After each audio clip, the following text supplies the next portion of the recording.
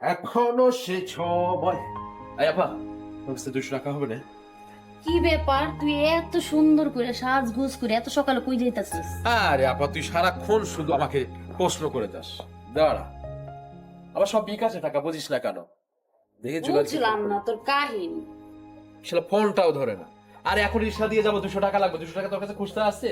আমার কাছে কোনো টাকা নাই। কালকে তো তুই 500 টাকা নিয়ে গেলি, 500 টাকা কি করছিস? তুই কি দুলাভাইয়ের সাথে কথা বলছিস? হ্যাঁ। এই দুলাভাই, দেখছো? দেখছো? এই যে তোমার বউ দেখো, আমি 200 টাকা চাইছি, আমার টাকা দিতে নিষেধ করতেছে। হ্যাঁ, বুঝায় কও।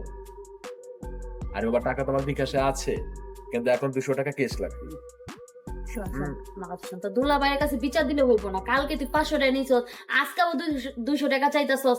এখন যাবি না কই আমার কাছে, এটা কো। আচ্ছা আপু, তুই তো জানিস এখন বয়সটা আমার কিসের। বুঝতে পারছি বয়সটা কিসের। এখন বয়স হইছে, এখন বন্ধু বান্ধব নিয়ে আড্ডা মারবা, ঘুরবা, এখনই তো এই বয়স, তাই না? ঠিক আছে, রুমে 200 টাকা আছে, নিয়ে যা, আজকেই শেষ। আজকে আর কিন্তু টাকা দিব না আমি। আরে বাবা, এইভাবে তো অনেকবার বলেছিস, শুধু টাকাটা রুমে আছে, তুই বলবি না? হ্যাঁ, বোকা নাকি তুই, বলবি?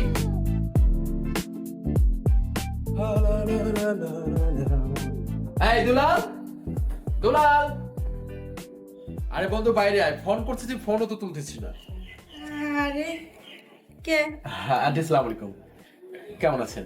হয়েছে কি আন্টি, আমি দুলাল, মানে বারবার ফোন করতেছিলাম সকাল থেকে, আমরা কক্সবাজার যাবো পিকনিকে, আমাদের প্ল্যানিং করতে হবে, বসে গল্প করতে হবে, ও ফোন তুলতেছিল না। ও কি রুমে আছে? না, ও তো রুমে নাই। আচ্ছা। আরেকটা জিনিস আমি বুঝতেছি না, কি জিনিস তুমি আন্টি? শুধু খালি বারবার আন্টি আন্টি আন্টি আন্টি বলতেছো। আচ্ছা আন্টি, বিষয়টা হচ্ছে যে আপনি আমার বন্ধুর মা, মানে আমার তো মার মতো, কিন্তু মা ডাকলে ভালো হতো, কিন্তু আমি আন্টি ডেকেছি। কেন, আপনি কি বিরক্ত হয়েছেন? শোনো, হ্যাঁ। তুমি যে আমার আন্টি আন্টি করে দেখো, আমি শুধু তোমার বন্ধুর মা, তাই না? তোমার তো না। ঠিক আছে, সেই জন্য তো আন্টি বলেছি। বন্ধুর মাকে তো মানুষ আন্টি বলে, তাই না? না, আন্টি না বললে পারো, আসলে জাস্ট বন্ধু তো ভাবতে পারো, তাই না?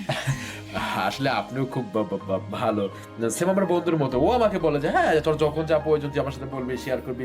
সেম দেখলে আপনিও কেমন বন্ধুর মতো আচরণ করছেন, ভালো। কারণ তুমি একটা জিনিস দেখো, যে তোমার ড্রেস আপ আর আমার ড্রেস আপ আসলে কি সুন্দর ম্যাচিং, আর তুমি দেখতে শুনতে আসলে খুবই সুন্দর। হ্যাঁ, ও মানে আন্টি, আমি আসলে খেয়ালই করতে পারি যে আমাদের ম্যাচিং হয়ে গেছে, একটা সেম টু সেম কালার। আচ্ছা যাই হোক, বলছি বাসায় আছে? না, ও বাসে নাই, সমস্যা নাই, রুমে চলো, একটু ঠান্ডা হয়ে যাবে আর কি। না সরি আন্টি, আমি তাহলে আমি আসি, আমি আবার। আর শোনো না, তোমার সাথে কিছু কথা আছে, যদি শুনতা। অন্য সময় শুনে যাই। আরে না, এখনই বলতে হবে। এখনই শুনতে হবে? হ্যাঁ, চলো না। আচ্ছা ঠিক আছে, চলো।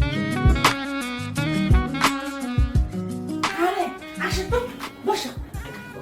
বলবো আন্টি, বলবো? হ্যাঁ, বসো বসো বসো। আরে বসো না, তুমি কি এত লেট করতেছো? হ্যাঁ, কি করছেন আন্টি?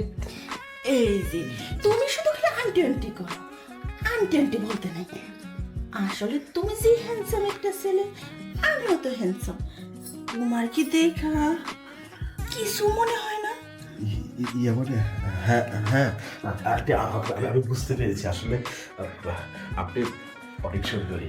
আর মানে কি যে বলবো, যে আপনার যে সর্দার আছে বা আপনার ছেলে যে আমার বন্ধু, এটা আপনাকে দেখে কিন্তু বোঝা যায় না। আসলে হয়েছে কি, তাহলে আমি এখন যাই। হ্যাঁ, আমি বুঝলাম না, তুমি যে আন্টি আন্টি করো, তোমার বন্ধুর মা আমি, তাই না? আমি তো তোমার মা না, তাই না? আপন মা না, তা আমরা তো বন্ধু হইতে পারি, তাই না?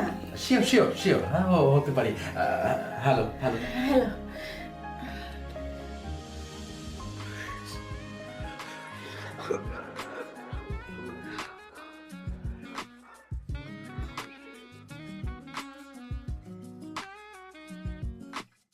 আমি বুঝতে পেরেছি আসলে আপনি কি চাইছেন। আপনি যেটা চাইছেন সেটা আমিও বুঝতে পেরেছি, কারণ আপনাকে দেখে আমার ভিতরে অন্য এক কিছু হচ্ছে। মন চাইছে আপনাকে জড়িয়ে ধরে ভালোবাসার কথা বলে কাছে যেতে। পরিবার ও সমাজের প্রতিটি সম্পর্কের একটি নির্দিষ্ট সীমানা এবং পবিত্রতা রয়েছে।